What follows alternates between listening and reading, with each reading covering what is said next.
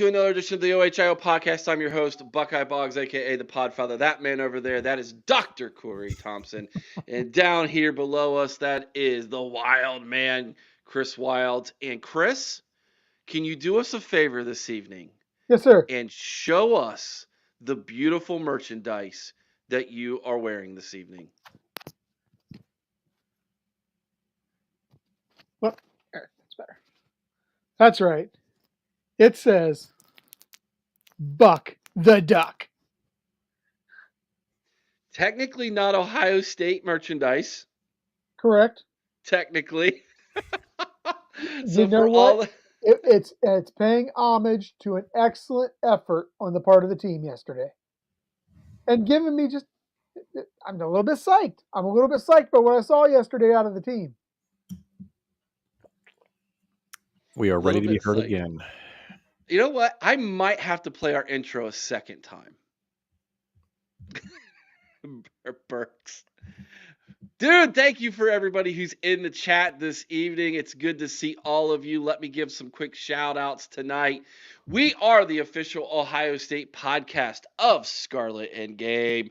Head over to scarletandgame.com. Check out all their great articles. And if you do not like the way our faces look, we don't blame you. You can listen to us over at Scarlet and Game or wherever you download podcasts from. If you do that and you're listening to this evening, please consider giving us a 5-star review so that we can be in the earbuds of other great Buckeye fans much like yourself. We are also the Ohio State podcast, official Ohio State podcast of The College Huddle. Head on over to thecollegehuddle.com where you can find us along with 75 other of our closest friends from coast to coast covering their favorite schools as well. Guys, if you need to get a hold of us for any reason at all, feel free to email us. The email address is theohiopodcast@gmail.com. And by all means, please consider going over to our website, theohiopodcast.com. There you'll see articles written by myself, Chris. We cover all of the athletic teams over at Ohio State. You can find all of our recent audio podcasts, links to all of our social media sites, including Facebook, Twitter, etc. And all the great stuff that you'll need as a Buckeye fan over there at our website, theohiopodcast.com. In the chat this evening, we got C-Dub. Good to see you tonight, my friend. Austin Sullivan is there. Good to see you, Austin. Nick Quint. Dennis is in the chat as well. Mean Green. Our buddy, Eric Osbeck. I always like highlighting Eric Osbeck because Eric was like our first official fan that was not one of our family members. Yeah, the OG. He is the OG of the pod squad, and Eric's a great dude. Great dude. Swish, what's up, Swish? He said, "OH, baby." He goes, that place was awesome last night, except the Ubers being $140 from the field. Holy smokes! Just walk, right? It was so cold. Get some exercise. My favorite video from last night was a news station out of Knoxville, Tennessee, who had some people there at the stadium that was doing interviews. And this was in the second quarter.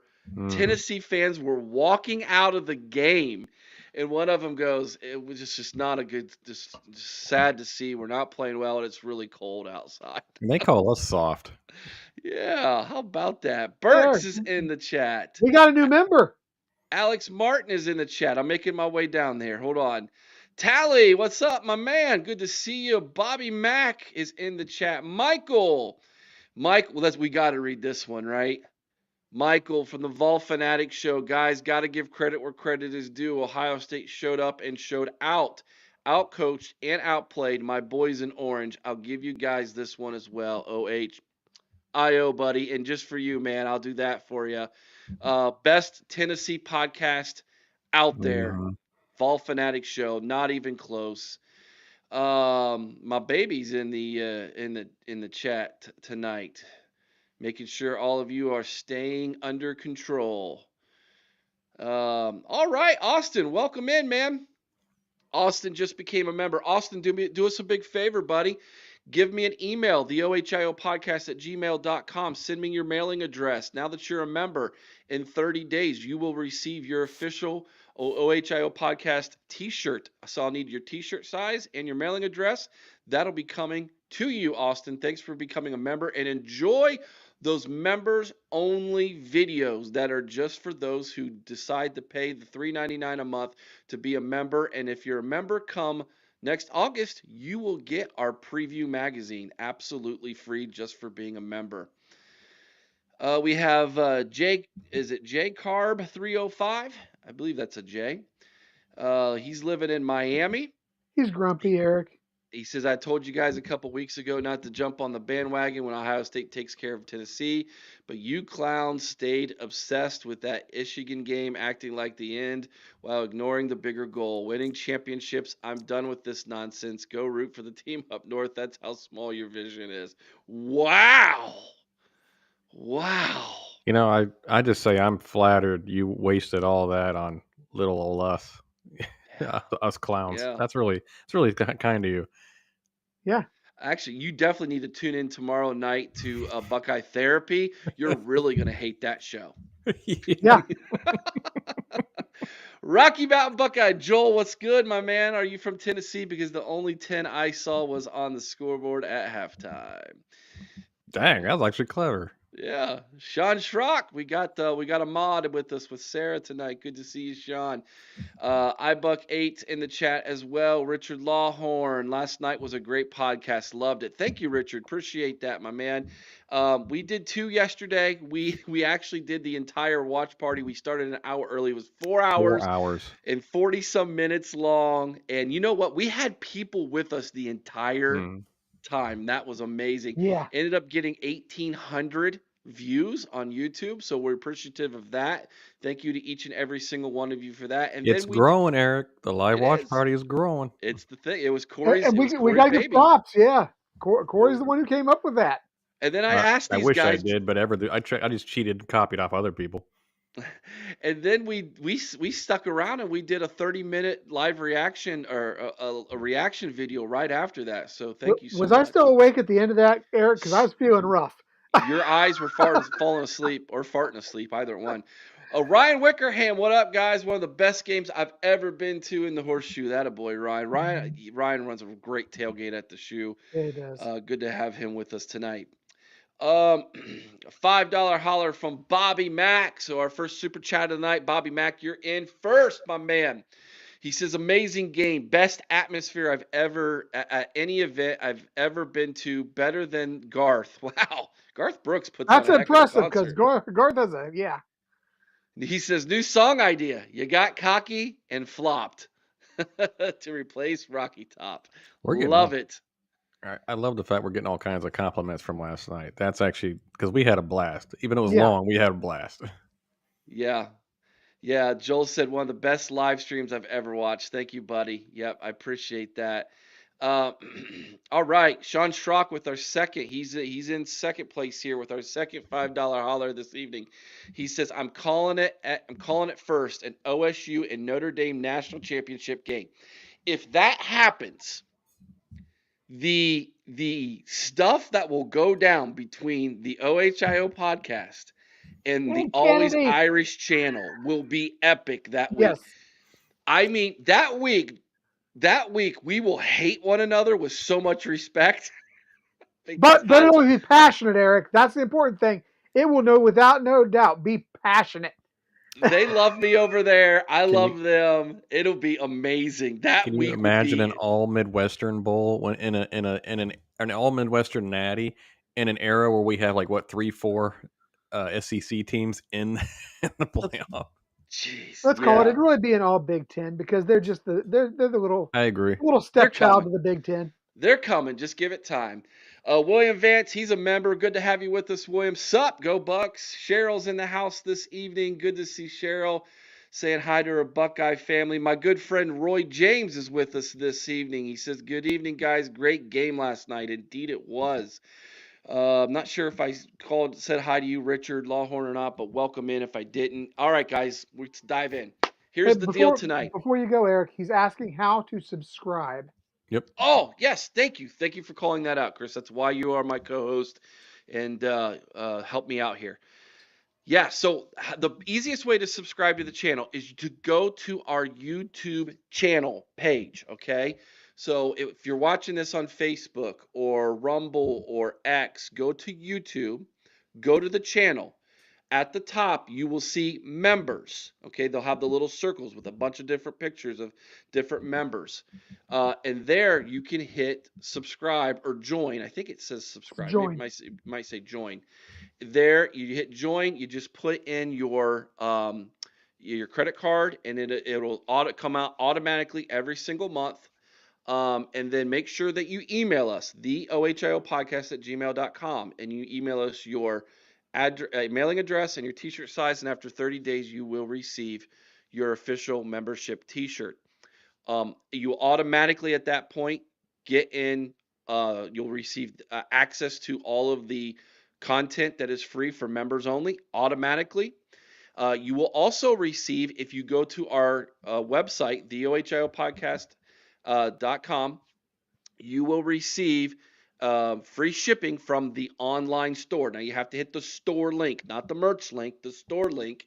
And you can let us know, hey, there's something I'm interested in from the store. Chris has got a code that you can put in for members only. And there you will be able to receive free shipping on anything from the online store. Perks for just being a member of our channel, and our way of saying thank you for you saying thank you to us. Hope that helps, Richard. Okay, let's get into this now, guys. Here's the deal, guys. Normal show tonight, just like a regular season show. We're going to hand out Buckeye leaves, players of the game, etc. We're going to go around here in a second. And here's the awesome thing that we're going to do tonight as well. We are going to take super chats in the second part of the show. Super chats will be this. You will receive in your super chat, if you send a super chat with a question or a comment or a topic, those will go to the front of the line. In the second part of the show, we'll answer any questions that are super chats or any topics you want to talk about that are super chats. In the second part of the show, those go to the top of the line first, okay? All right, and someone just gifted a bunch of memberships, it looks like. Let's see. It's Blue Wolverine. And the first one went out to Johnny, I think. William Vance gifted 5 memberships to the OHIO podcast. Thank you. Blue Wolverine got himself back into the old membership. Welcome back, Blue Wolverine. Okay. Johnny Olden Jr. got him a membership again. Friend of the show. Fisherman, I believe he's been a membership in the membership once before. Perhaps. You drink it, and then go Blue Wolverine. Also was a membership. I love it that these guys. This is the greatest thing ever. They're gonna open up their YouTube tomorrow and find out someone gifted them a membership to our channel. It's the greatest troll of all time. Thank you. That has to have been there's got to be a way to make those directional, Eric, because there's no way that particular group was just pulled at random. I don't know. I love it though. I love it. All right, guys, here we go. Let's go around the horn.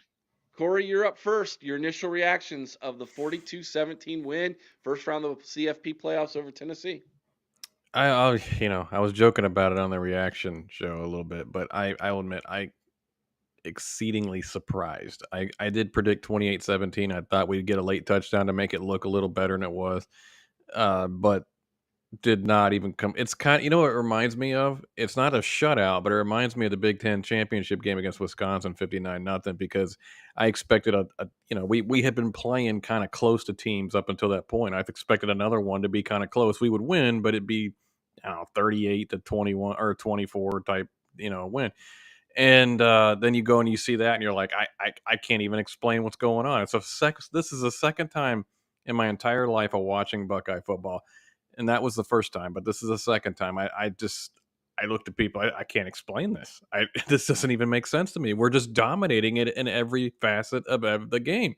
How often can you say during a Ryan Day coach team, during his era, that you could say, man, we just dominated every facet of the game against a good team? Now, in Indiana or whatever, or a team that's far less talented than us, yes, but a team that most people saw on our level, including us. I mean, we didn't shoot ourselves in the foot constantly. We didn't make stupid mistakes. Even though something like a muff punt and the almost lost handoff could have been mistakes, we corrected it in the time that it happened. The interception was the only mistake, but again, it should have been a PI call. But whatever, they weren't calling PI at all, so you let it go. And I'm not saying we didn't get away with some PIs. So, that being said, it's just one of those games where every facet of the game worked. It did well, did their job. Defense and offense played complementary football. And they weathered the storm and they answered the call. They answered so many questions of a Ryan Day team that we just did not know about a Ryan Day team. Can they continue it? We shall see. But this is one of the best games of the Ryan Day era. Probably, in my opinion, the second best game of the Ryan Day era next to Clemson. Yeah, I'm with you, Cory. This was. It's not very often we do see a Ryan Day team go out and be physically dominant, but that's what we saw yesterday. It wasn't just that we dominated the game, because typically, if Ohio State dominates a game, it's dominated by flash and style. No, they went out and they were physical yesterday. And oh my God, can I just say, for 4 years I've waited. For 4 long years I have waited for JT and Jack to have a game at the same time. Oh yeah. And man, that was everything we've been waiting for 4 years.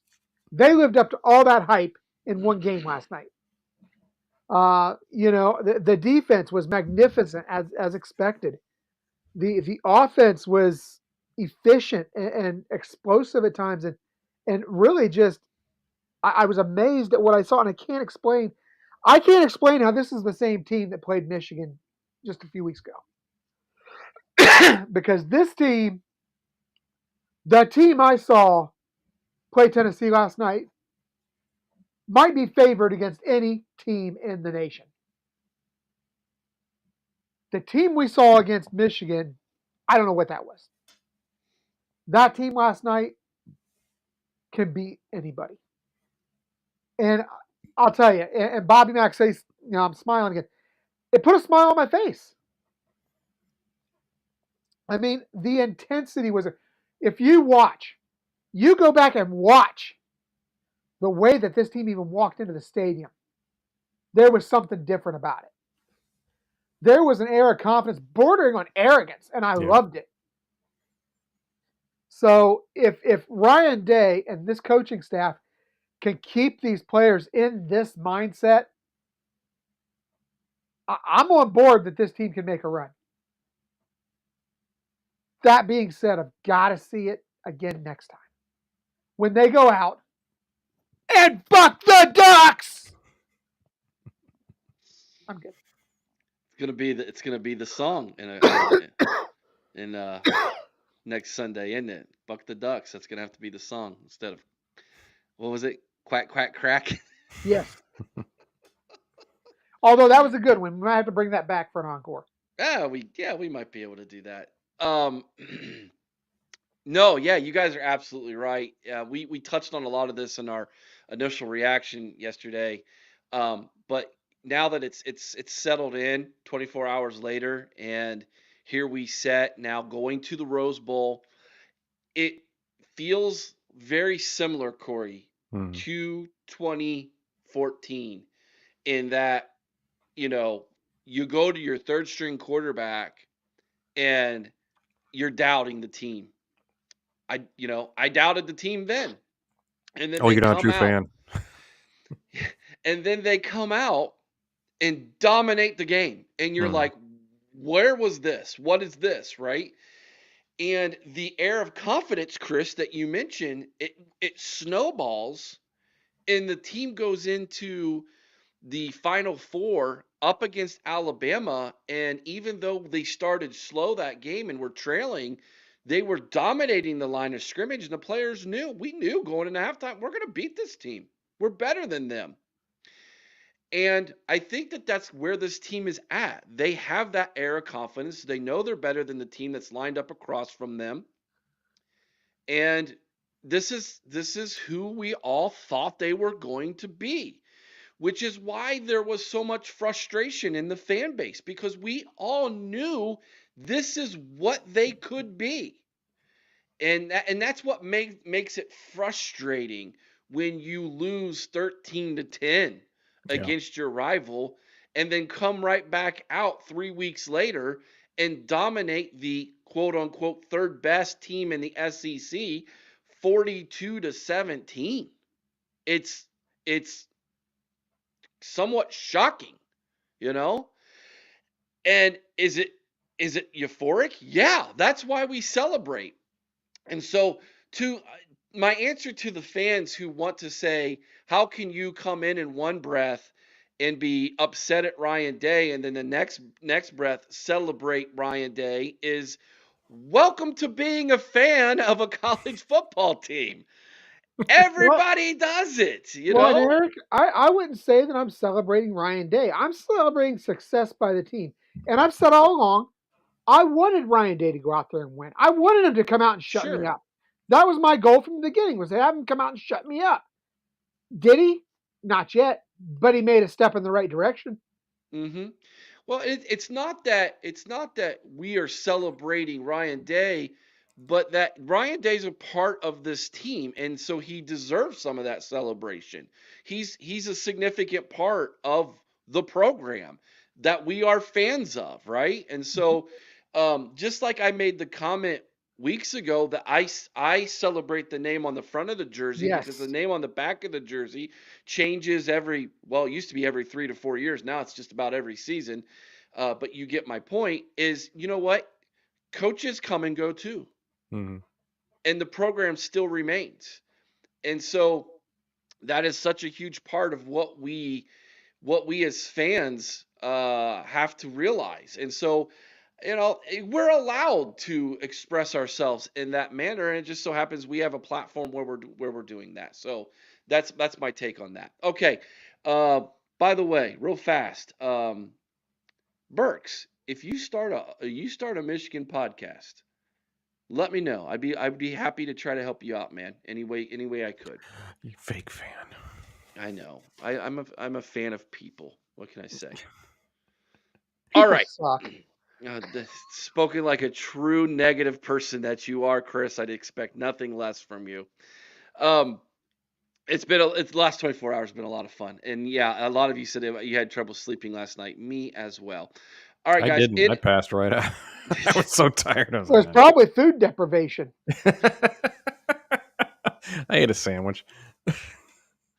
All right, let's go to our report card. Let's hand out grades, letter grades, guys. You know the deal in the chat. We're going to start with the offense first. We'd love to see what your letter grades are for yesterday's performance in the CFP against Tennessee. Ohio State had 317 yards passing, 156 yards rushing for a grand total of 473 yards of offense. They had 7.4 yards per play, 24 first downs. That's a lot of first downs. On Mm-hmm. listen to this. 4 of 9 on third down. They only had 9 third downs the entire game. And they were 1 of 1 on fourth down. They possessed the ball for 32 minutes and 50 seconds and did have the one turnover in And that Eric, am football I game. correct? And 2 of those third downs came in mop up duty with Devin Brown and Yeah. Julian Sand. You are correct in that. Yep, absolutely. All right, so your offensive letter grade, Cory. I'm gonna go C plus. No, okay. I mean, how do you not go A? I mean, I want to go A plus, but the interception, I'm gonna knock it a little bit because we're going in to be 28-0. Granted, missed call on that, but again, there's 1.5 million missed calls on both sides. They were not calling. They kept the whistles out of their mouths. I'll accept that. Uh, Ended up being a pick, and it ended up not being a score. It would have been 28-0. But the offense was so freaking good. It's hard to complain about anything about the offense because the biggest surprise of the offense is the offensive line. I think we were all like, I mean, we knew the receivers could play. We knew Will Howard could play, even though I wasn't happy with him against Michigan. He had shown before he is an excellent quarterback, and he had arguably his because he bobbled it. It might not, okay, that's fair, but they called it on the stat sheet, unfortunately. But the that being said, again, this is probably his best game. Obviously, his best game since Oregon. And 2 of the biggest games of the year, he had great games. That's a winner right there, and I'll give him that. We were wondering what Will Howard would come out. He is great. Running backs are great. And they got the dual running back set with Quinshawn and Trey on the same backfield. We've been crying about all year. We wanted to see more of that. And they got him involved in the passing game on top of everything else. G. Scott had a really nice game. Tight ends were involved. And then, of course, Jeremiah Smith did his thing and other receivers were complimentary. But the offensive line, Tegra Shabola is getting his confidence back. He played better after that second quarter where he got, I think, kind of benched a little bit. Luke Montgomery looks like he's got a bright future. He played really well.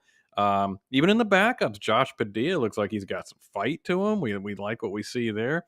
Johnny Jackson had 0 QB pressures allowed and 34 dropback snaps yesterday. I mean, what that guy's done is moving. He might be a better left tackle than he was a left guard. Let's be real. So Carson Hintzman had a great game as well. I mean, it's Josh Fryer playing injured like that, and they were dominant. They allowed us to run the ball. They gave Will Howard plenty of time to throw the ball. I go A. Yeah, I'm going A as well. And me and Bobby Mack, we vibed tonight. We vibed. That was definitely bobbled. Should not have been an interception. Anyhow, yeah, A. I mean, the offensive line looked great. I thought Will Howard was very sharp. And still, I'm just amazed still at the audible. The fact that he called it audible. Mm-hmm. I don't know the last time we saw it. CJ called some audibles from time to time. But that shows the confidence that Ryan Day has now got in Will Howard. Took him all year. It took all year, but he's got it. Will Howard's a leader. Jeremiah Smith, what can you say about this guy? That hasn't been said already. Travion looked good. Mm-hmm. But, like you said, Cory, it all starts and stops with that offensive line. If you're going to succeed, they have to do a good job. And they did one hell of a job last night. The only time Will Howard's uniform got dirty was when he was running the ball. Mm-hmm. So, great job. I give him an A+. I'll do it. I'll give him the A+. I am not going to allow that interception, and it was an interception, although it should have been a pass interference on the call, but I digress. I believe that was a offense that was outside of one early third down, then that turnover where we lost the momentum, and then the next possession where we did a 3rd and 2 kind of bubble screen pass thing that was kind of, I think Chris said you run that on second and 2, not 3rd and 2. But other than that, the offense pretty much while the first team was in was flawless, and they were 2 steps ahead of Tennessee all night long. A+ offense. All right, looking at the defensive side of the ball now. The defense allowed 104 passing yards, 152 rushing yards for a total of 256 yards. Tennessee was able to amass 3.7 yards per play. They did have 17 first downs. They were 6 of 16 on 3rd down. They were 1 of 2 on 4th down, and they possessed the ball for 27 minutes and 10 seconds and had no turnovers, although they really should have had 1. That being said, Cory, you're a defensive letter grade. I'm going A+. When Jack Sawyer and JT, Chris alluded to it, when Jack Sawyer and JT Tuimoloau play like that, this is the best defense in the country. And I don't even know if it's close. Because when the edge rushers can get pressure and get to the quarterback and make plays, there's so many other playmakers on this defense that all of a sudden it makes everybody's game easier. I truly believe that's why Denzel Burke did not get targeted much. I truly believe that's why Igbinosun had a good game. I truly believe that's why the passing game was off for Nico, who's a solid passer. He's not Joe Montana, but he's a solid passer. Jack and JT played great games. And by the way, I looked at the snap count. There was heavy D-line rotation. Yes. Finally. And look what happened. Wow. It turns out we have good players that are backups right now. We have Hero Canu's a good player. Caden McDonald's a good player. He didn't play much, but Kenyatta Jackson and Edric Houston. Edric Houston, exactly. We have good, talented player. Caden Curry. that are backups right now, and they should play more. Not because Jack and JT stink, but because we have so many talented guys. I'll go back to 2017 when we had 8 NFL defensive linemen, and they rotated them like crazy, and it made our defense extremely tough. And I think it's just a key to a really good defense when you have a great fresh defensive line out there, and they did the entire game. They were never gassed. They were ready to go. Cody Simon had an awesome game. Sonny Styles laid the wood a couple of times. I mean, honestly, Caleb Downs was quiet, and it was okay. It didn't even matter, to be honest with you. Not to say he had a bad game. He just was quiet. Okay, Lathan Ransom had a couple of really nice tackles. A plus, man. That Jim Knowles lighting them up at halftime. He said in the press conference he actually lit into them at halftime. I was like, man, you only gave up 10 points and you're still lighting them up. God bless you, Jim. Stay on it. And he actually said the phrase. He said it.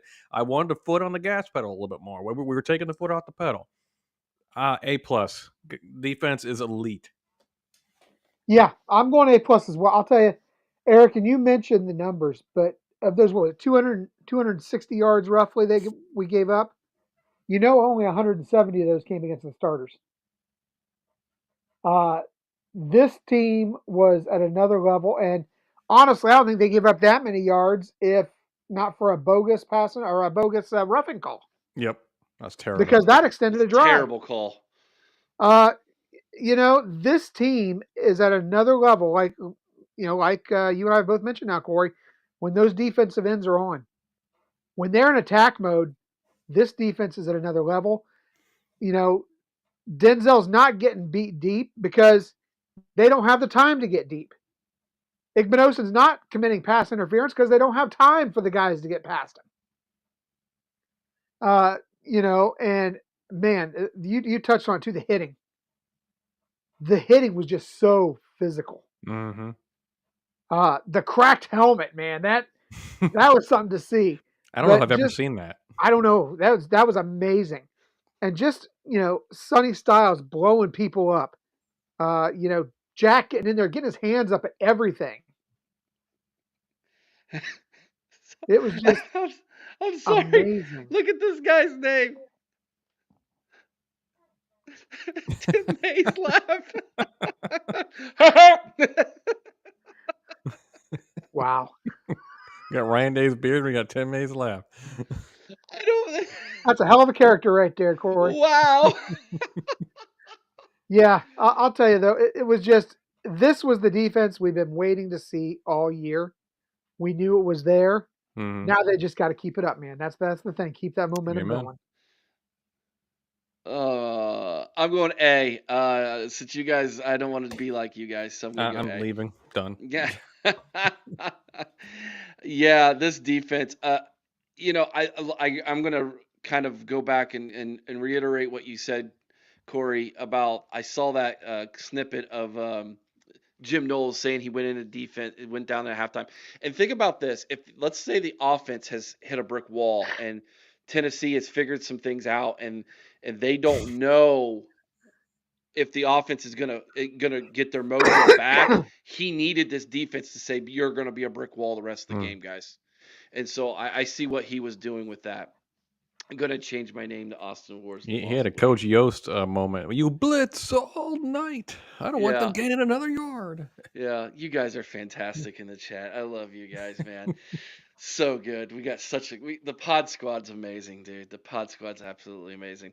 Yeah. So A's across the board, all around. Great night, and you know, we live in a society where it's what have you done for us lately? That was good, and so we'll see if we can repeat this again in it's 9 days now in Pasadena, California, where Chris says we're going to buck the duck. All right, on to our next segment. We are now going to hand out Buckeye leaves, guys, every single week during the regular season and here in the postseason as well. We are going to hand out Buckeye leaves to our offensive and defensive MVPs, our offensive play of the game, and our defensive play or hit of the game. Guys, which one would you like to start with? Chris, you're up first. You can do whatever you want, man. Let's go with offensive MVP. Okay, let's do it. Your offensive MVP. Me, go for it. You know, I really wanted to make a Trey. He had such a great game, but it's hard to deny Will Howard last night. He was just on. He was a leader. I mean, outside of a couple of bad passes, everything he did was right. I got to go with Will Howard. Cory? I'm going to go unconventional here. You're going to take the whole offensive line. I'm going to go Donnie Jackson. Nice. Because he has solidified. Josh Simmons going down could have ended our season. It really could have. It's such an important position. And Josh Simmons is an All-American. Donnie's played great. And he has seamlessly shifted to that position. And he's been awesome. And I think he's actually improving his draft stock dramatically right now. And that was not a weak defensive line he just went against. I'm sorry, man, but I'm just so impressed by what he's doing because I was always a little bit like down on him as a left guard. I thought he was kind of okay, not great, didn't really live up to the hype. He is now hitting his 5-star potential, and I'm so happy for him. I'm so happy to be proven wrong by him. Believe it or not, when we're down on a player or coach, we like to be proven wrong by them. Absolutely. And Donnie, you're killing it. I know Jeremiah had an awesome game. He is who he is. He's Superman. Will Howard was phenomenal. Trey Henderson was phenomenal. But I got to give it to Donnie because it all starts up front. Mm-hmm.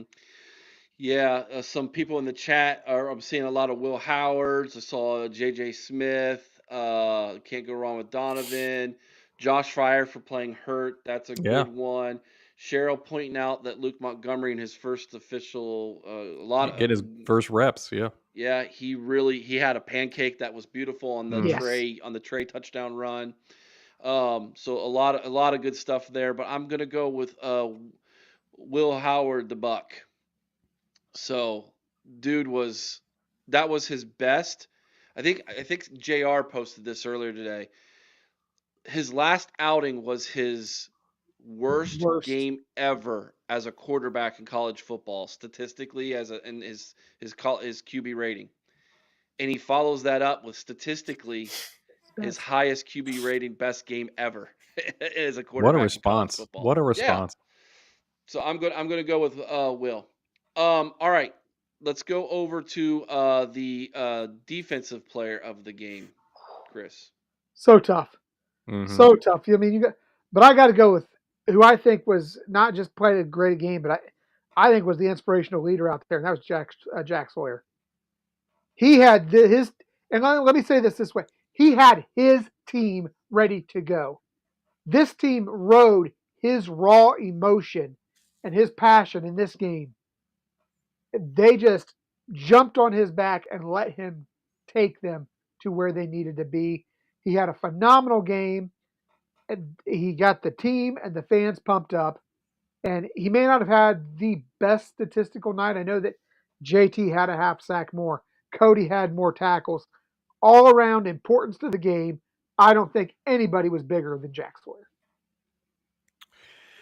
You know, I go with Jack Sawyer as well. Everything Chris just says 100% true. And I will say this. I think Will Howard and Jack Sawyer are the counterparts to the offense and defense as far as leadership is concerned.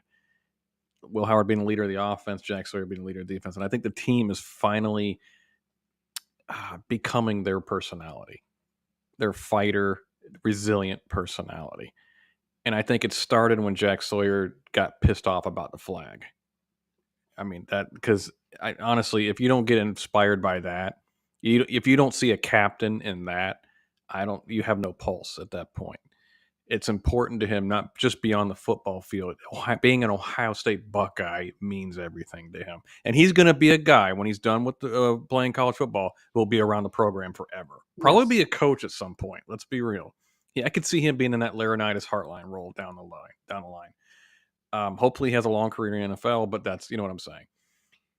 Jack Sawyer, you know what? We used to say he hasn't lived up to the potential. He's living up to the potential, and he's living up to his 5-star billing at this point because he's playing phenomenally. It's not all just about stats. It's about how he impacts the team, how he is in the locker room, how he makes the players around him better, and he's doing all that. Not to take away anything from anybody else. JT had a great game. Not taking anyone, but Yes. Jack is the captain, the leader. He's our guy. And not to cut you off, Eric, but we almost saw it. I can't remember who predicted it last night, but we almost saw Sawyer with the pick six Yep. right Yeah. after it was predicted. Yeah. He was a fingertip away from that baby. I got to pull up this comment. Richard Lawhorn. Do you guys know that meme where that guy's leaning behind the tree going like this? Yeah.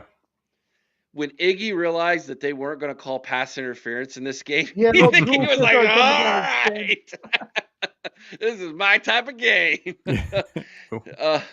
Are we allowed to be physical now? Nice. Yeah. I went with JTT. Let me give you some quick stats here for you guys.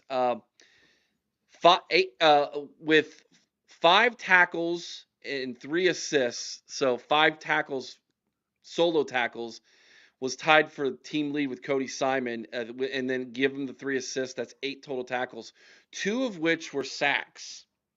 So he had 2 recorded sacks, and this was when Didn't he have 2 more TFLs too, Eric?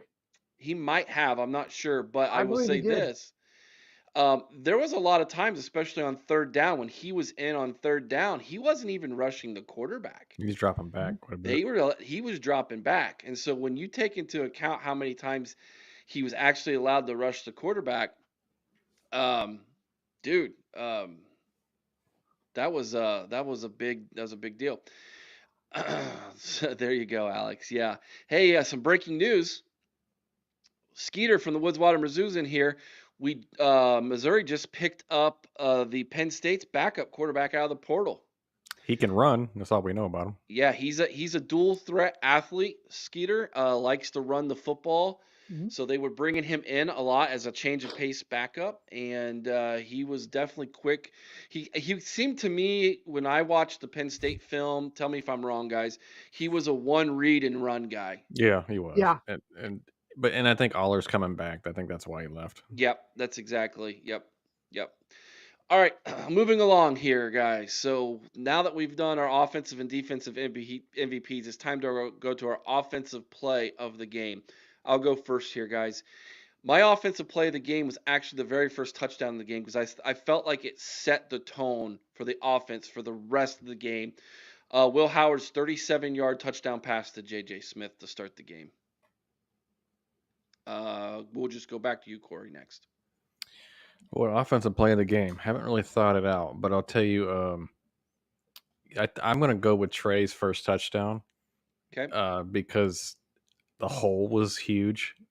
We haven't run the ball exceptionally well. I think it shows our physicality on the line of scrimmage with Luke Montgomery just at Orlando pacing that guy. I'm no longer calling it pancaking. Orlando Pace now owns that. Orlando paced the guy. And that's Luke Montgomery's first action. He showed first real action, but he showed no nerves or worry. He just went in there and started slamming people, and I loved it. And Trey was on another level, juking people in the open field, and just I don't know. I love rushing. I love running the football, and when you can run effectively, you can beat anybody. And I think that just bodes well going forward. Yeah, and just to be different, I'm going to go with Trey's second rushing touchdown, the one where he ran into the pile, and then all of a sudden you see him squirrel out the back and turn upfield and go for the touchdown. I mean, I loved it. I thought this rushing game got back on track yesterday. Mm-hmm. Even though the numbers weren't huge, it was so effective, and it was because they finally did what we said all season, which was embrace who you are and use the pass to open the run. And they did. They did. All right, I'm trying to do the graphic while we do this. Defensive player hit of the game. Again, I'll go first here if you guys don't mind. I'm going to go with Cody Simon cracks Nico's helmet. There's something about going into a game where your entire team comes out for warm-ups without any shirts on, and to try to prove, the cold's not going to do anything to you. And then on your first offensive possession, your quarterback's helmet is cracked in the cold. And I think the rest of the team went, this is different. This isn't like the warm SEC climate. This is different style of football. There were a lot of people who were playing. That was their first cold climate game they've ever played in.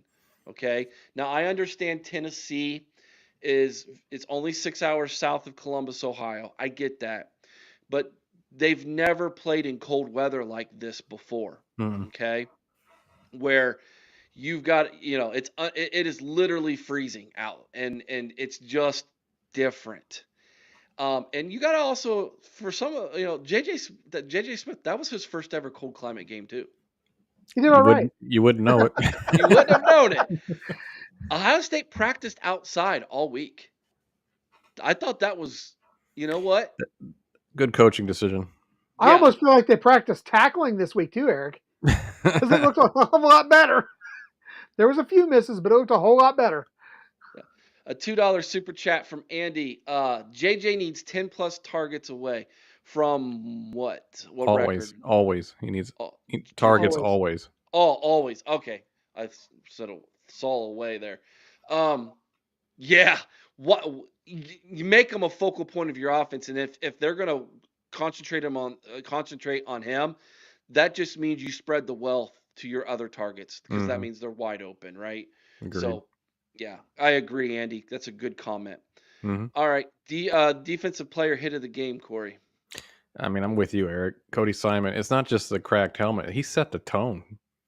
I mean, talk about tone setting. He just said, no, we're here to hit. We're not here to tackle. We're here to hurt you. We're on this football field. Sonny Styles continued it. We saw Lathan Ransom get a couple nice shots in there. The whole defense had one message. We're here to punish you. And you do not see that often from a Ryan Day coach team. I'm not trying to knock Ryan Day for people who are sensitive to it. I'm trying to say that's not been a staple of the Ryan Day era is physicality. It just hasn't been. But yesterday, it absolutely was a staple in that game. And that defense sent a message to the country. It's like, no, we're not soft. We're here to play hard and physical, and we're going to hit you. Yeah, I mean, and for all the same reasons that Cory just mentioned, how can you not go with that Cody Simon hit? I mean, this was the best thing. How many times, Eric, because we were ahead of the feed, where you and I like, making these sound effects and noise, and Cory's like, well, something just happened. But, there was actually moments that made you cringe. You actually wondered if some of these guys will get back up. Some of them didn't. The impact that these guys were coming with was next level. So like you said, Cory, this all started with Cody Simon laying that first hit. Like you said, Eric, how often do you see a helmet cracked?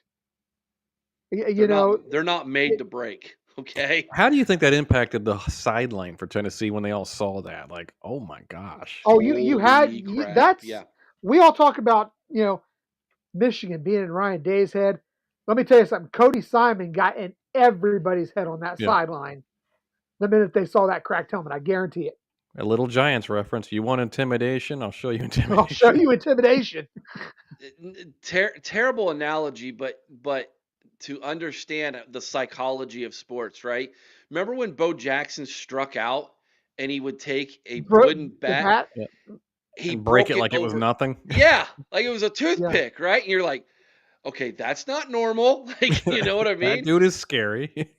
To take your helmet off, come to the sideline, goes, it's cracked. Yeah. And everybody like, that's not normal. Like you knew this is a different environment, completely different.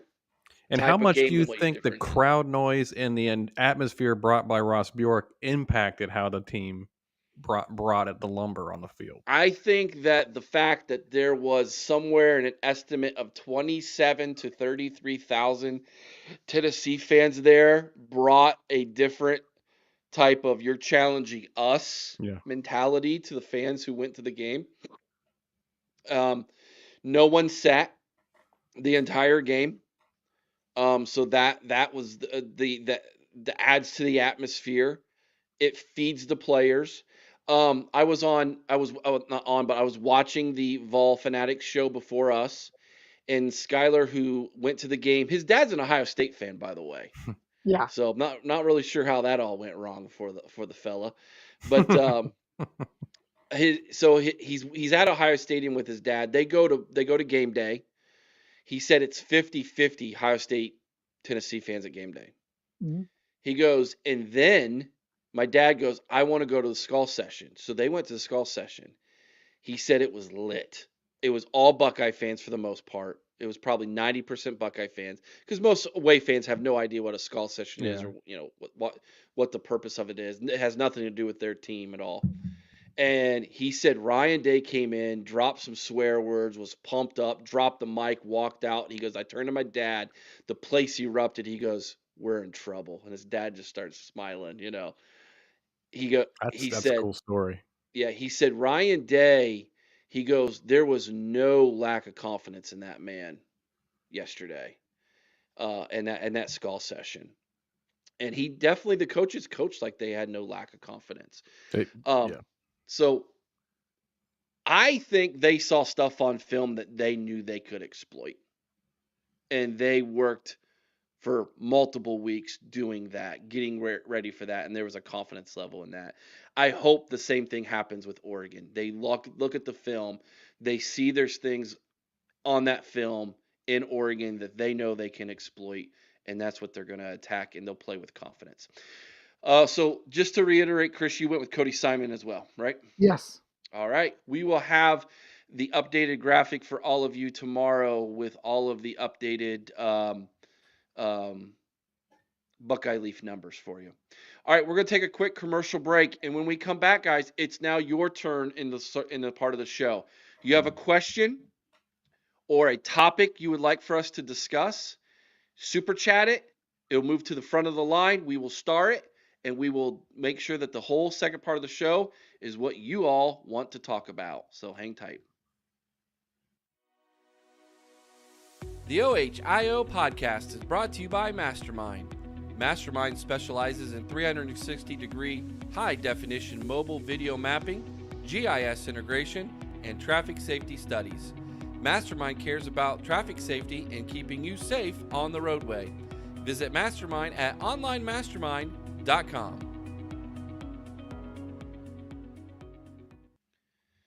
All right, let's start with this comment that I just saw. Oh, nice, Richard. Dude, on my way back up to the comment I wanted to read.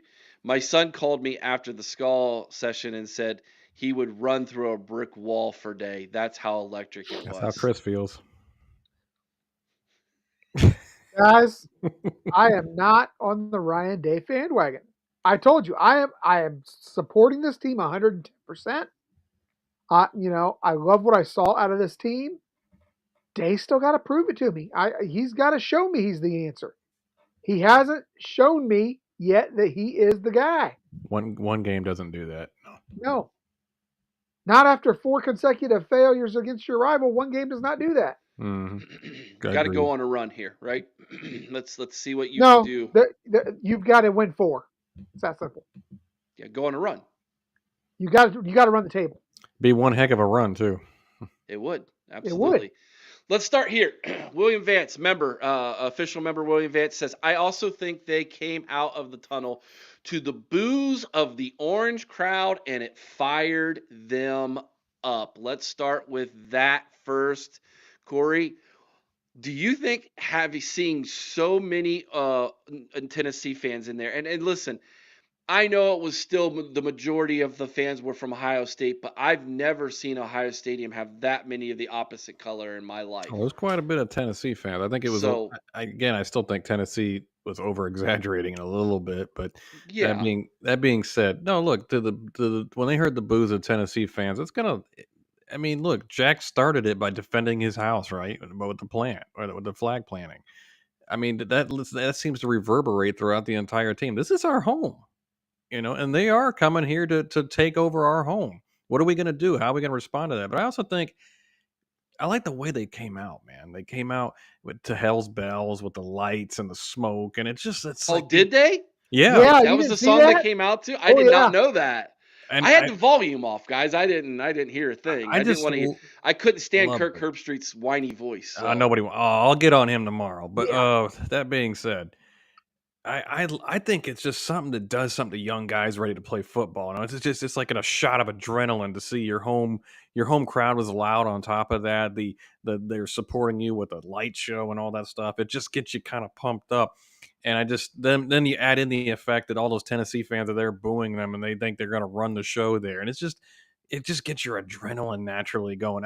It had to all come to the fact that they became a much more physical football team than we have seen all year. Let me answer this real fast, and then we're not upset. Talking about Ryan Day, we're not upset with Ryan Day about this game. Don't misconstrue that. No. I have no idea why these things get so confused. It's not confusing. He hasn't proven that he's the guy yet. One game doesn't do that. We're not mad at him. We want him to come out and prove that he's the guy. We just said out loud we love being proved wrong. Mm-hmm. I want Ryan Day to go win the Natty. Are you kidding me? I don't want him. I don't want him just fired because I don't want to fail for the sake that I want him fired or whatever. I want him to win the Natty and prove me wrong. That's what I want. But if he can't, then a conversation needs to be had. Exactly. I think this is a topic for the off season. Yes. Because I think and it's a topic I want to have with Ryan in front of everybody. Chris and I had this conversation with Ryan, and he scolded me as a loving cousin and as a former Buckeye. He scolded me, and it's okay to it's okay to agree to disagree sometimes. But in my mind, if you look at the hierarchy of what's most important, and that can change as a fan. Like right now, what's most important to me? Going to win the national championship. It wasn't 3 weeks ago. Correct. And my disdain for Burks's fan base, our buddy Burks, my disdain for that team and what they stand for, I need that W against them injected in my veins for me to feel alive. And I'm dead inside because I haven't had that feeling in 4 seasons. Well, 5 now because we didn't get to play them in 2020. Yeah. And so it's not that I don't like Ryan Day. It's not that I don't think that he has the potential to be a national championship winning coach and the right guy to lead this team for another decade or more. I gotta have that W. It means that much to me. Listen, guys, I was raised on that rivalry. You've all heard this story. If you're new to the channel, you need to hear this story. I had a second grade teacher who liked the team up north, and I liked my second grade teacher. I came home from school and told my dad I was going to root for the team up north because I liked my second grade teacher. And he told me, go pack your bags. You're not living under my roof. Some might say that's a little bit harsh, a little bit cultish. Okay. But that was instilled in me. Are you related to Chris Spielman? My dad was from the same vein as his father. How about that, right?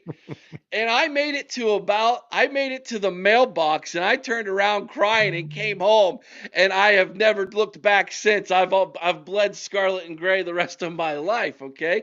Some might call that being indoctrinated. You can call it what you want, but I need this win against them.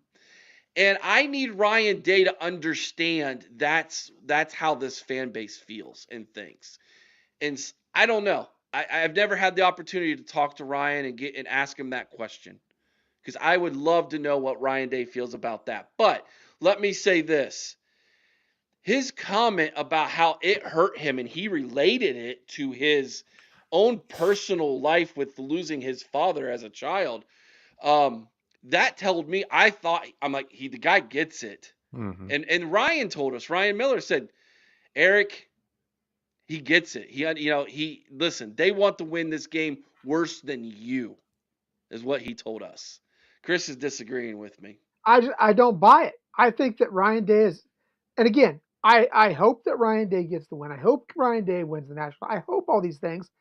I am not 100% sold on Ryan Day yet, still, but this is what I will say. Ryan Day knows how to say what you need to hear.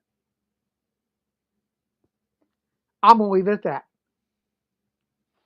All right, let's go to our questions here. We had several. I tried to mark them down. Yeah, Andy had a good one in there with a super chat a little bit ago. Yeah, let's go to Andy's. He gave us a $5 super chat. He gets moved to the front of the line. Do you think Burke will have a redemption game against Oregon? He's been solid since that first matchup, and I'm sure he wants to prove himself. Chris? I don't know how much I'd say he's been solid since then. I've seen flashes. I've also seen mistakes. Um, but I do think that a lot of it depends on, do we see the same physicality from the front seven again versus Oregon? Because if we do, it's going to be a lot easier for him to come out and have a redemption game. It's a lot easier to be a defensive back when your front seven is playing effective. Mm-hmm. So if our front seven comes out and does what they're supposed to do, the ball's in his court. And I do think that he is one of the guys that has the mindset, one of the guys that came back. He is the originator of Natty or Bust. So he's got a lot of backing up the talking to do. I think if we have that same physicality out of the front seven, then yes, I think he's in line for a redemption game in this next game versus Oregon. Cory, any thoughts? Oh, I mean, it can't get any worse. So I guess He he could could be be Bryce. just as He could bad. be Bryson Shaw. well, don't put that juju on us. Look, I mean, I think he'll play better.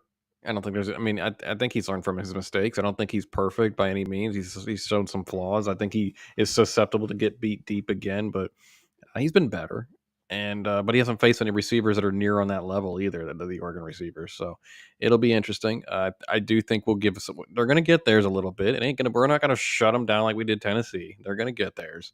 But I don't think a bad defense.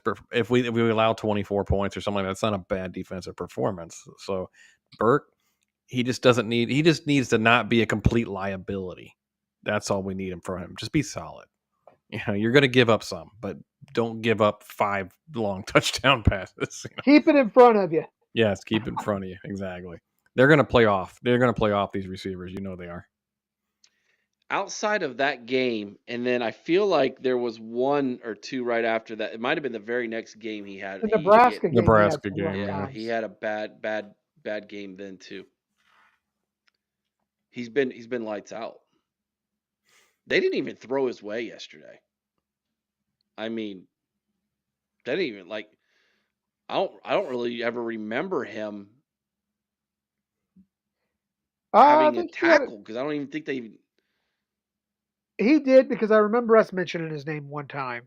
Well, he got away with a PI on that one where they kind of threw it within 2 guys there, and he wrapped around. I still think they would have been weak if they called it, but whatever. That was that play. I saw that a Tennessee fan said, "Dude, why are you out here playing dodgeball?" And they slow motioned it, and the receiver, when the ball comes in and bounces, the receiver jumps like he doesn't want the ball to hit him. Yeah, it's like, what are we doing? That'll be something we need to break down and really think about. That is a great question, and how I think the defense has made some serious strides since then. 100%. And I still have faith in Jim Knowles. Yeah. He's going to draw something up to get this defense going. Now, I'll say this: if we can get pressure with our front four, it's ball game. It doesn't matter. Yeah, I think that we're playing like we don't believe we can just show up and win. We have to actually show up with emotion and a game plan and passion and play our hardest to win. Because it seemed like against Oregon, while we played well overall, I think well enough to win, I would say. It seemed like at times we feel like against any team in the country, we could just show up and we'll beat them because we're that talented. I think this team is finally realizing, yes, we're extremely talented, but you have to have the heart and the passion and the game plan to go with it. All right, back to questions. Let's go grab Bobby's here real fast. Yep. Bobby Mack, his first one, $2 holler. Did Kurt play? I didn't see him. Does he mean Curry? Caden Curry. That's got to be Curry. Yeah, he played. He was in a little, but not a lot. Do you have the snap counts by chance, Cory? Not on me. I saw him earlier, but I don't have him on me. Let me see if I can do a quick, while you guys talk about that defensive line rotation, let me see if I can find that. That was wonderful. Kenyatta played a lot. He had 23 or 25 snaps I last saw, and Hero Canoe played quite a bit, more than I've ever seen Hero Canoe play. Edric got in a bit too. Yeah, Edric was in there quite a bit. Yeah, it was beautiful. I don't know who's changed their mind. If it was Larry or Jim or Ryan, finally somebody got to Ryan Day and said, look, we got to rotate these guys. This is ridiculous. I understand Jack and JT are our best players, but we got to let these other young guys play. We need to keep fresh legs. We got four monster games ahead of us. Not 4 regular season games like on a stretch of like Purdue, Iowa, and freaking Illinois. No, this is Murderer's Row coming up in the playoff, and it's supposed to be designed that way, unless you're Penn State apparently. But that being said, it's like rotate these guys, keep them fresh. It's common freaking sense. Sorry, the only place where you can get it costs money. It's under Letterman Row, and I don't pay for Letterman Row. How dare you, sir? Yeah, no, sorry, I don't really care what they say. So I don't know. 11 Warriors will have it free, but it's usually within 2 days, 3 days. I'm not sure how many snaps he got, so can't answer that one yet. But I will take your next super chat, Bobby. OSU and Penn State looked the best in playoff games opening round. What would you give the odds we play them for the championship? 0. Penn State looked good because they played a crap team. They played a quarterback who crap down the side of his leg. They played a team that honestly didn't deserve to be there, Eric. Yep. SMU handled the weather worst out of anybody. Yep. Yeah. They're a Dallas, Texas team who came to Happy Valley, and the quarterback did not know how to handle playing in that way. I maintain they haven't played an environment like that anywhere. No, not even close. Penn State is a one-trick pony, in my opinion. And Aller's looking really good, though. I'm not so sure that they win against Boise State. Can I just say we've all that talked game? I think is going to be very close. We've all talked about the easy path that Penn State has to the quarterfinal. I don't think this was meant to be an easy path for Penn State. Do you know what I think it was meant to be an easy path for? Georgia. I don't think they expected Notre Dame to be as tough as they are. And I think that they were looking to put Georgia in an easy path to the finals. I don't think the committee was trying to make paths for anybody. I think the committee was trying to follow the rules that they were given for this, and it fell to where they determined that Penn State was not going to get dinged for playing in the Big Ten championship game, and that because they had one loss and they made it to the Big Ten championship game, no matter what happened against Oregon, they were going to be ahead of Ohio State. Yeah, which I have a problem with because they lost the head-to-head. Right, but Ohio State also lost to an unranked Michigan team in their home. That's true. That's a worse loss, no matter how you slice it. I can't complain, but it's still they lost the head-to-head. Well, if that's the case, then Ohio State could be 1-11 as long as they beat Penn State. They won the head-to-head. Put them in there. By the way, no, I'm not saying a team with 11 losses belongs in there, but if you've got a group of 12 teams that are in there, head-to-head in that group should count for something. Right, and I think Mike were saying the same thing. Under that logic, OSU should have been ahead of Penn State no matter what happened. I think that's what I honestly believe. No, because if they win the conference championship, then they deserve the seeding as a conference champion. They deserve a bye at that point. we're feeding right into Kirk Herbstreit's narrative, and I hate it. I don't want to do that. I'm going to go ahead and say I think Penn State beats Boise by 2 touchdowns. Really? Mm-hmm. Because why? Their defense? I just think Penn State's far more talented overall. I know Genty's a great player. I know they got some good players on Boise. I understand they're a good feel-good story. I just don't believe in a group of 5 team. Maybe I'll be wrong. It wouldn't be the first time. Probably wouldn't even be the first time today. No, exactly. I'm not even done being wrong today. Yeah, and Cory brings up a very good point too. We beat them in their house too. I get it. I mean, obviously, if you're Ohio State, you want to play SMU in your house, and then Boise in a bowl game, and then Notre Dame or Georgia, and then a national championship game. However,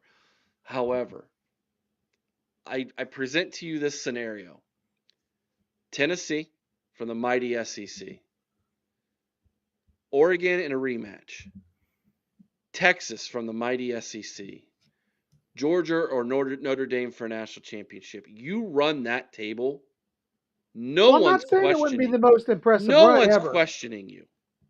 No, it would be the most impressive run ever. No, Chris that would be the most. you. That would be the most impressive run ever. I have don't deny that one bit. Easily most impressive I'm run just ever. saying that the seating, the way they've got it, is broken. I agree with that too. We talked about that with JR a couple Sundays ago. Mm-hmm. And I like it, Cory. Yep, I'm with you. At the end of the day, just keep winning, baby. Yep. That's all that matters. All right, back to the questions. Here we go. I think we get all the super chat ones. I think we did. I believe so. Super chats get moved to the front of the line. That's how we're rolling. But I also have some starred questions. I think Lisa's up. No, Eric's up next. Eric Osbeck. If we played Oregon here, we would absolutely win. But how do you think this is going to play in a neutral environment? It's going to be 50-50 fan-wise. That's how the tickets are going to go. Usually they send X amount to the universities, and then the free market gets some, and it'll be about 50-50. Can we start claiming we're invading like Tennessee did? It's Pasadena, so can we really? Like, UCLA's not going to care. They're like, we get invaded every home game. I mean, that's... By the way, did you know that UCLA plays in Los Angeles? Yes, I did know that. Okay. How do you think that's going to play? Neutral site game. We're going to win by 10 points.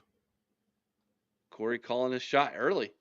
Yeah, I was going to say by 7, but I like Cory's score better. 34-24, we're going to win.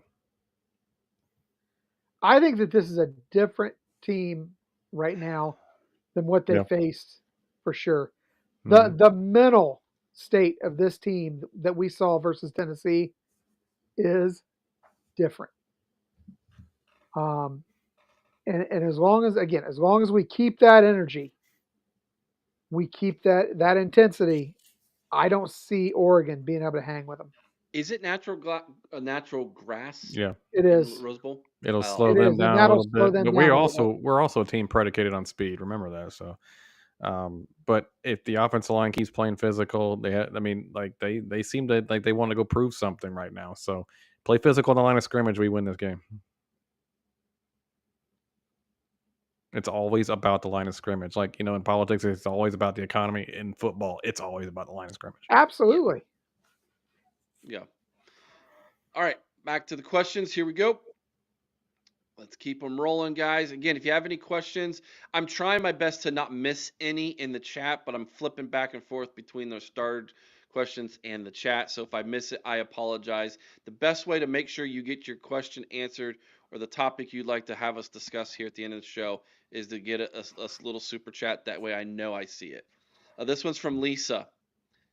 She said, "Hey, Eric, did Michael from the Vol Fanatic show call in last night? What did he say?" He called in Thursday. Yes. Yeah. And then he was in the group chat last night a little bit. He was. Coin flip. He showed up in the group chat after 21-0 to congratulate us on the win. If you remember that. And I had to calm him down a little bit. I was like, "This game ain't over, buddy." Thursday when he called in, he was at a coin flip, if I recall. He said he was at a coin flip in this game. And then Skylar predicted a Tennessee win, but that's to be expected. He runs a Tennessee podcast. No one would ever do that unless Chris and I, however, were contemplating picking Tennessee early on in this one, and then we had to sit down with Ryan and he talked us out of our craziness. But yeah, that's what I remember, Lisa, of what him saying. Will Buck, how much good film does No have with Oregon when when Oregon played Penn State? It's a lot of good film. Mm-hmm. There's a lot to dissect there. Penn State actually did some stuff against Oregon that they ran all over them. Oregon is not the super team here. They might be undefeated, and they might be number one in the CFP going into this game, but they're not unbeatable here. We were a point away on their home turf, Eric. Yeah.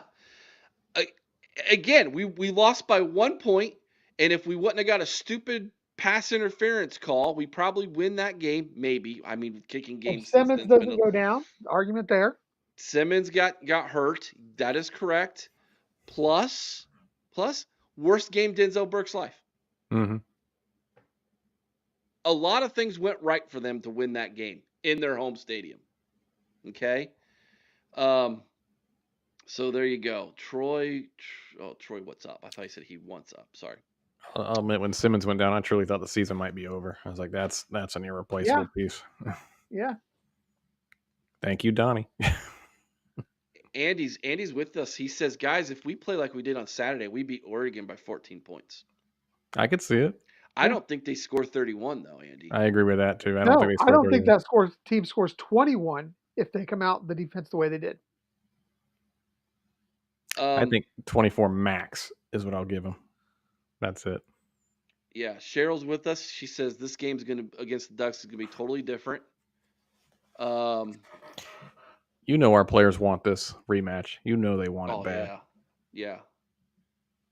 And that's one of the things I like about this team, man, is you said it, they're borderline cocky, Chris.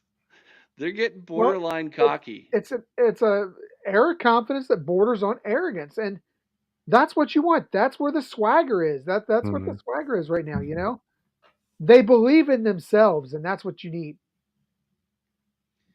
All you have to do is bottle Dylan Gabriel, keep him from running, and he panics. If he is off his first read, he is kind of like Tua, only quicker. Is he quicker than Tua? I don't know. I don't know how to gauge that. I haven't seen their 40 times. I don't know. Yeah, I don't know. True.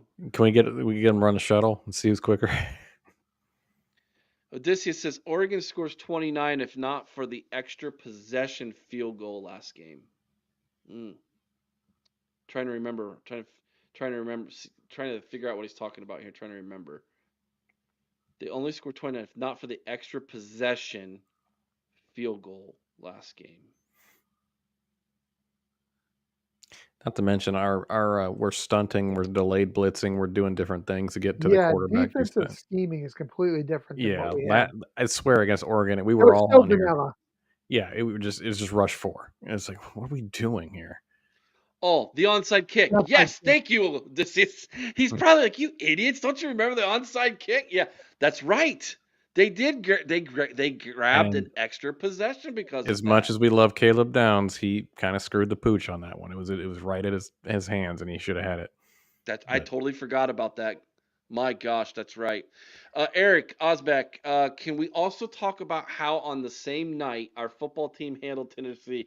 Our basketball team also got the job. Dude, we beat Kentucky, the number 4 team in the country, by 20 points. Yeah, the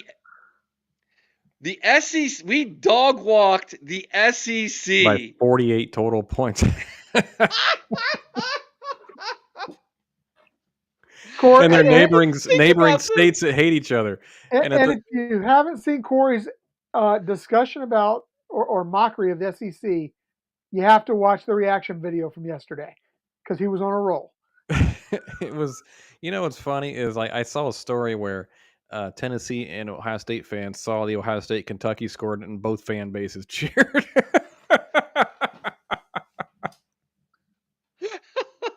Well, see, Ohio State's making both fan bases happy, and they still went home with L's. Right? Ohio just dominated the most northern SEC schools. Here's a great topic. We can touch on this a little bit tonight before we call it a show. Floppy years for me. That's a great name. Julian is going to be great. The ball comes out of his hand quickly. Touchdown to Bennett. Arch Manning has been at Texas 2 years as a backup at actual playing time. Julian has barely He started a gotten couple any. games, yeah. Yeah. Julian's high school film is really, really good. Julian Sain's high school film. As much as I wanted to see the Julian Air Travian three-headed monster competition, it's not going to happen. Obviously, Air's moved on. Don't be so confident that this thing is going to be Julian. Are you thinking a transfer, or are you thinking Tavian may make a move? I thinking there might be a transfer come in. I'm pretty confident that there's going to be, big at name least transfer compete. Come in. To at least compete. It's going to be Quinn Ewers, baby. Welcome home. There's been rumors. I'm not saying you're This wrong. sounds like a behind the wall type of video, Eric. Quinn Ewers was offered $4 million from Michigan State to go to East Lansing. They must hate Aiden Childs. No, they hate the team in Ann Arbor. Quinn Ewers is not going to go to East Lansing. That roster is not built for him to get He'd be dumb to go there and just go to the NFL but, at some point. But the opportunity to play with the Jeremiah Smith. If his NFL QB grade comes back as not being in the first 3 rounds, I could see second or third, but not first. Yeah. I wouldn't be surprised at all if he couldn't come back. You gotta look at it like this. Let me lay this out for you. This is how we're gonna end the show, guys. I love doing this type of stuff. So let's like hypothetically say he gets a 4th round grade, right? Mm-hmm. We're the SEC now. We deal in hypotheticals. True. Okay, so the first pick in the 4th round of the NFL contract. Would you like to take a guess what that person received last year? First pick of the 4th round. $3 to $4 million. No, 4.7 million. Oh. $4.7 million was the first. So that's the first pick of the 4th round. Okay, he gets a 4th round grade. Chances are it's not going to be the first pick of the 4th round. Let's say he gets $4 million, which he can make it in college for 1 year. Now that first rookie contract's what, 3 years? 3 years. Okay, 3 years unless it's a first round contract, and then they have 4 with an option for 5. That's $12 million, right? In 3 years. If he says I can get a $2 million to $3 million contract in college for 1 year, boost my draft status. Let's say he then becomes the first pick in the 2nd round. Let me look up this first pick, 2nd round, 2024 NFL draft contract. Cheryl, what do you mean will DB stay though? Do you mean Devin Brown? He's gone. You want to take a guess on what the first pick in the 2nd round made last year? I say $8 million. I would say about 6.5, 7. 7.1. That's a difference of $3 million roughly per year. In 3 years, that's $9 million. You could possibly make $9 million more in 3 years by raising your draft stock 2 rounds by staying in college and making $2 million or $3 million versus 4. Now, Eric, take it to the next level and say if you're on a potential super team like Ohio State would have the potential to be again. Okay. What was the pay? What was the contract for the top quarterback drafted in the NFL this year. Oh gosh, that's the first pick, first round in the NFL draft, right? When that quarterback? Yeah, that was this year. Yeah. I'm going to address the DB. He's transferring. That's what DB is not going pro. He's transferring. Well, and Buckeye Chuck says Air needs to come back. Air could pull himself out of the portal and come back. He could, but he won't. Yeah. But he won't, most likely. And I'm telling you right now, if Ewers comes in, that's because they're saying we don't think Julian Sain's necessarily the guy, and we need a bridge to Tavion. 4 years, $40 million. I do think the staff really likes Julian Sain. They just may not believe he's quite ready yet because I don't think he's physically ready yet. That's what I'm saying. They say 203, and I'm like, I don't even see that. I think he's probably 185, 190. And honestly, his arm is lacking right now. And I'm going to say, look, I know he hasn't been given much of an opportunity. I'll tell you, and I'm not a scout by any stretch of the imagination, but every time I see him play, I'm like, I'm not seeing it. But he could be much better than what I understand. I will admit that. So. Well, and his high school footage did look good. I understand why you would feel that way. But I also understand why Ryan Day might look at the situation and say, but he's experienced. He's got all those years of experience. He already kind of knows our system a little bit. He was here for 1 year. And the system's different. It is, but not the passing concepts. They're the same. I'd say our passing concepts are even a little different. But I think maybe to the backs, not the receivers. Well, I think Ryan Day seems to tailor per quarterback anyway. But I agree with that. So he would find your strengths and probably try to gear it towards that if he did come back. This is one of those topics, Eric, where we really, when we're talking about a transfer quarterback coming in, we really need to get Ryan on the air to explain it. Just Bobby Mack is trying. He's like, watch this. I'm going to make Eric's head explode. I'll take Kyle McCord over Julian Sain. Watch Eric. That's not going to do it. What would do it is this. Does JT Barrett have any eligibility left? Probably. You son of a gun. Can he get a COVID year somehow? They all got him, yeah. Hey, if Cam Rising can be in the league for 800 years, I think we can get JT back. What coach was talking about players being 28, 29 years old? Oh, Steve Sarkisian. Yeah, Steve Sarkisian, because they're not counting junior. If you go to junior college, they're not counting that against your eligibility. They're not counting that anymore? No. So if you go to junior college, you can come back and you still have all your years of eligibility. It's getting really stupid. We're going to have 26, 27-year-old guys then out there playing exactly. College football. We do now. We are going to be, we already call it NFL light. At this point, we're almost becoming semi-pro ball. If you start letting I like Henry. I like Henry's comment here. We're all over here talking about quarterback. He's like, dude, we just need a kicker. Can we have a kicker, please? Kicker would be good. Yeah, kicker would be good. I'll tell you one thing. I don't want Ewers for one reason. He's with one of the best QB developers in the country, in Steve Sarkisian, and he's still kind of average. I mean, he was thought of as generational talent when he came out of high school, and he really, he's okay. I mean, I understand the need. Like Ryan Day's got a pro mind in a lot of ways, and pro coaches love veteran QBs. But that being said, I'm not saying that the answer's on the roster right now because I don't know anything about Sain and Tavion. I have no idea what he can do at a college level right now. But I don't think if you're going to go get a transfer, please try to get somebody a little better than Quinn if you can. Yeah, did you see Siri's comment? Greg Fry still has a year of eligibility. I don't know. Interview, Eric. Can we get Steve Belisari? Can we go get him again? Bootzilla, what is it with all the Sain hate? We're not hating on him. No, we just have questions because we haven't had a chance to see him. I think that there's going to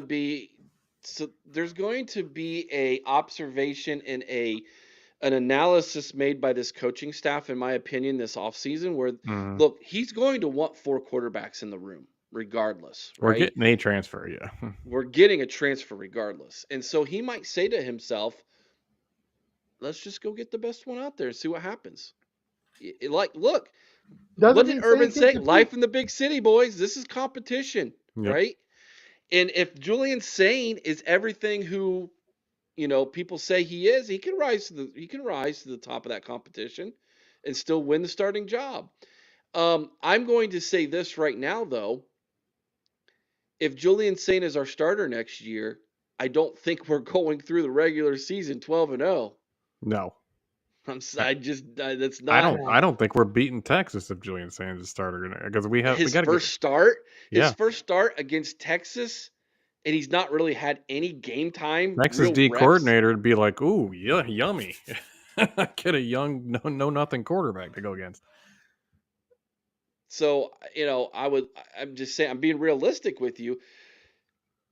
Don't Quinn ever Ewers say this going up again. For as much as Eric hates JT, I hate Craig Krenzel. I don't ever want to say it. What? No. Craig is awful, and he was awful. I don't care. He was a winner, though. No, the defense was a winner. The Maurice Clarett was a winner. He Craig went out there and did what? Really? Did the defense throw Holy Buckeye? Did the defense have the guts to go out there on what was he would fourth make and that three he would and make throw? one play a game that would be great, and the rest of the game he can't complete a 5-yard out. He's horrible. He was horrible. What was he a great mechanical quarterback? No, but that guy had a fire, and when it was necessary, he came up big every time. No, Steely, Craig Krenzel was awful. This I don't is care. I will die on this hill. He was horrible to watch. He was horrible against Miami. He was horrible. You want to watch this show implode? Chris is going to be like, Chris will be like, JT's awful. My head will explode. And I'll be like, and then Cory will be like, Krenzel's awful. And Chris's head will explode. We've got or Cory's head will explode. We got to find the quarterback that will make Chris's head explode so that we have this like triangle of head explosions going on with quarterbacks. I don't know, guys. This has been a lot of fun. Thank you so much for all of your questions, guys. This was therapeutic. No, Krenzel did not win the Natty. I'm sorry, I had to address. He did not win the Natty. He tried to give it away. He was on the Natty winning team, baby. But Maurice took it back. So was Scott McMullen by that. Yeah. So what's your quarterback, Chris? Who's the quarterback you just couldn't handle? Who's one I couldn't handle? Are you a quarterback lover? I think that over the years, I know it. Hold on. I know who it is. I just thought of it. It's TP. Terrell Pryor. Talent-wise, I don't have a problem with it. He's an idiot. There it is. He's a freaking idiot. He went out and broke the rules. We had to wipe out a whole freaking year of wins because he wanted to go get a tattoo. But he wasn't a bad quarterback. He's just a moron. I maintain Terrell Pryor was the most overhyped quarterback we ever had. I think Terrell Pryor might be the most talented quarterback we ever had. As a player, as a freak of nature, yes. As a quarterback, he was a freak of nature. Yeah, but I wanted him to be wide receiver. I didn't like him at quarterback. He could run. Oh, I think all of us can agree that Tater Tot was the best quarterback we ever had at Ohio State. Tater. That's one of Brian Day's greatest coaching moves was telling Tate, "We're getting Justin Fields. You might as well just leave. We're doing out here. You're not going to be my quarterback." Don't swing and miss a strike out again. He struck out like 9 times in football. Oh, what's your worst player for OSU? Alex, there's no question. The worst player to ever put on the Scarlet and Gray, Bryson Shaw. Kirk Herbstreit. Now, see, you're letting your emotions. No, he was horrible. He wasn't good. I would take Krenzel over him. You know how I feel about Krenzel. Bryson Shaw was worse. I still go with Kirk. Ugh. The worst Ohio State. Now, Cheryl, I'm gonna throw this out there. Zwick was not that bad. Zwick, he just wasn't as good as Troy Smith. Yeah. Yeah, he had the misfortune of being behind a Heisman Trophy winner. Tough Borland.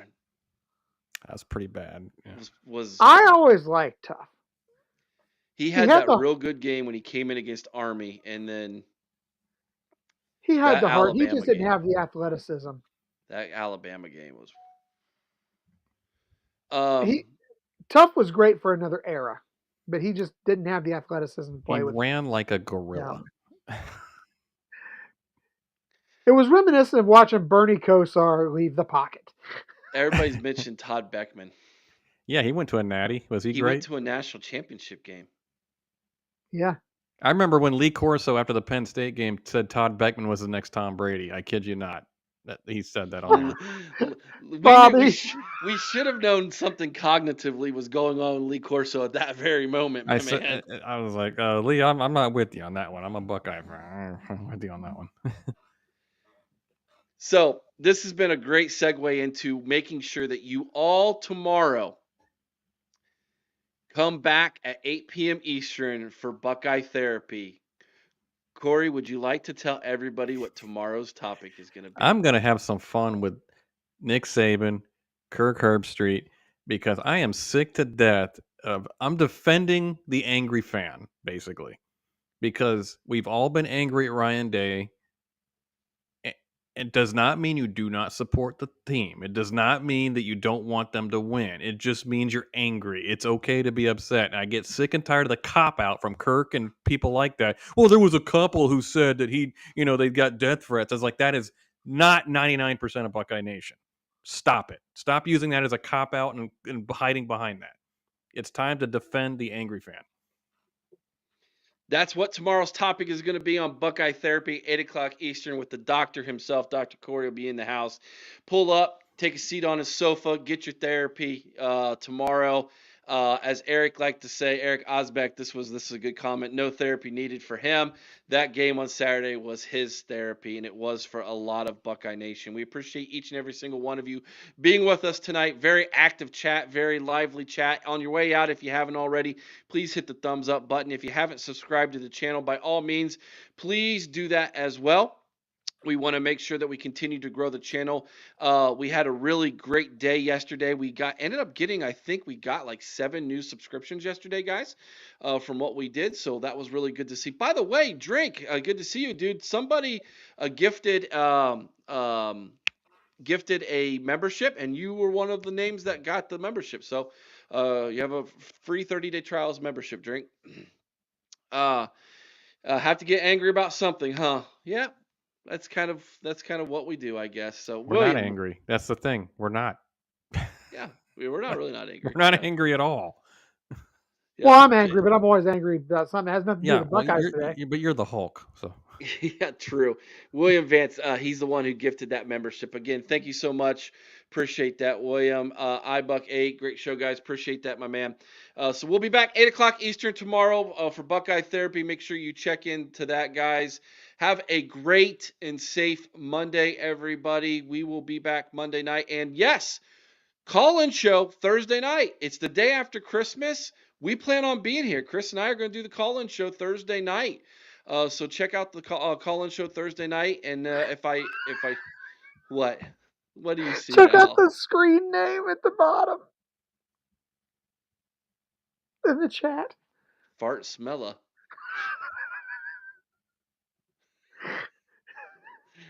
You guys are unbelievable. Unbelievable. Be kind to one another. I owe someone's OH. Say Carver, Ohio with all your heart. Till next time. OH. I owe. Go Bucks. Good night, everybody.